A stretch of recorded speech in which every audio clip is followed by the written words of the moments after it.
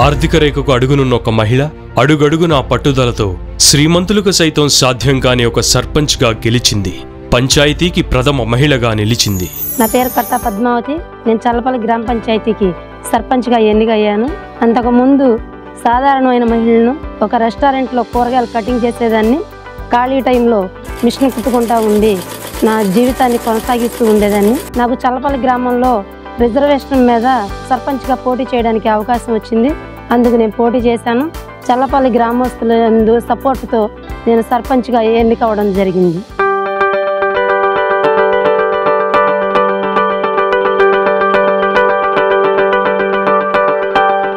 గెలవడం అయితే గెలిచాను కానీ చక్కగా ఆనందంగానే ఉంది. కానీ ఆ పనులు ఎలా చేయాలని చెప్పేసి కొంచెం నేను మదన పడుతూ ఉండేదాన్ని. ప్రతి సబ్జెక్టు ఏంటి, ఈ విషయం ఎలా చేయాలి, ఈ ప్రజలకు దీన్ని ఎలా సాల్వ్ చేయాలి, మొత్తం ప్రాసెస్ అంతా కనుక్కుని ఒక్క సబ్జెక్ట్ వస్తే దాని గురించి ప్రతి ఒక్క విషయం డీటెయిల్గా తెలుసుకుని ఏదైనా కానీ నేను ముందర జరగడం జరుగుతుంది.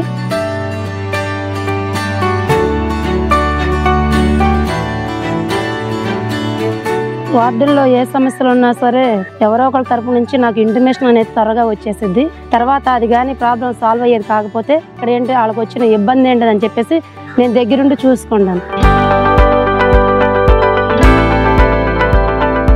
మన స్వచ్ఛ సుందర చల్లపల్లి కార్యక్రమంలో 70వ రోజు నుంచి నేను పార్టిసిపేట్ చేయడం జరిగింది. మా స్వచ్ఛ చల్లపల్లి ప్రత్యేకత ఏమిటంటే 500 రోజుల పైగా మా చల్లపల్లి గ్రామంలో పొద్దున్నే 4:30 దగ్గర నుంచి 7 గంటల వరకు కూడా మా చల్లపల్లి గ్రామస్తులు 150 మంది ఈ స్వచ్ఛ చల్లపల్లి కార్యక్రమం కోసం పరిసరాలను పరిశుభ్రంగా చేసుకోవడానికి కోసం అందరూ శ్రమిస్తున్నారు.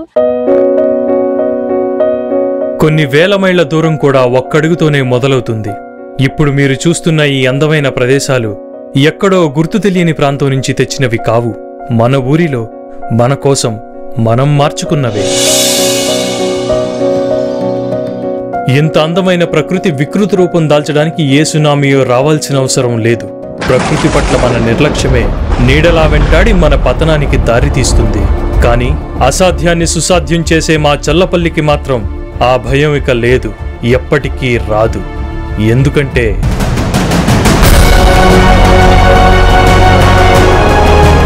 నిద్రించే సూర్యుడు ఉదయించక ముందే పరిసరాల పరిశుభ్రతే ధ్యేయంగా మార్చుకుని ఆ ప్రాముఖ్యతను 10 మందికి తెలియజేస్తూ ప్రకృతిని ప్రేమగా పలకరిస్తున్న వీరిని చూడండి.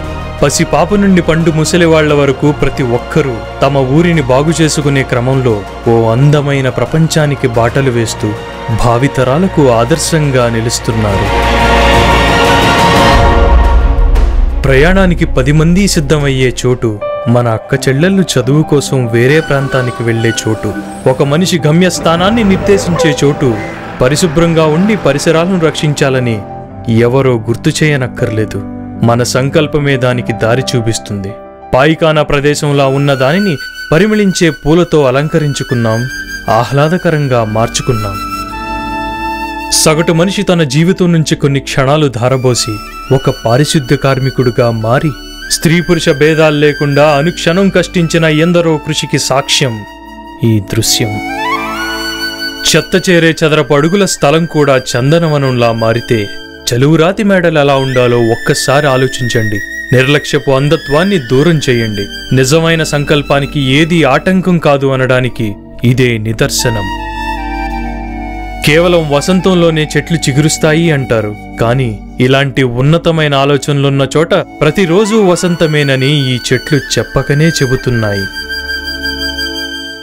మనిషి కనీస అవసరాల్లో ఒకటైన నీడను నిర్మించుకోవడానికే రాత్రిపగళ్లు కూడబెట్టింది చేర్చి, ఒక్కొక్క ఇటుక పేర్చి కొన్ని లక్షల డబ్బు, కొన్ని వేల క్షణాలు, కొన్ని వందల మంది చెమట ఖర్చు పెడతారు.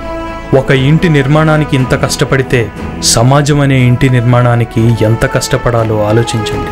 కానీ నిరంతర ప్రయత్నం ఉంటే నిరాశకే నిరాశ పుడుతుంది, మనం అనుకున్న శిఖరాలకు చేరుస్తుంది. ఒకరి ఆశ కొందరికి ఆశయంగా మారితే ఒకరి కల ఎందరికో లక్ష్యంగా మారుతుంది. అదే అభివృద్ధి పదం వైపు మొదటి అడుగవుతుంది, భవిష్యత్ తరాలకు వెలుగునిస్తుంది. ఈ ప్రక్షాళనోద్యమంలో ఆర్థిక సమితినిచ్చి స్వచ్ఛ సుందర చల్లపల్లిలో భాగస్వాములవుతారని ఆశిస్తున్నాం. సాటి పల్లెల్లో మేటిగా నిలిచి అందరికీ ఆదర్శంగా నిలవడానికి కారణమైన ప్రతి ఒక్కరికి మా హృదయపూర్వక నమస్సుమాంజలులు. జై స్వచ్ఛ సుందర చల్లపల్లి. పంచాయతీ పాలకవర్గం మన కోసం మన ట్రస్ట్.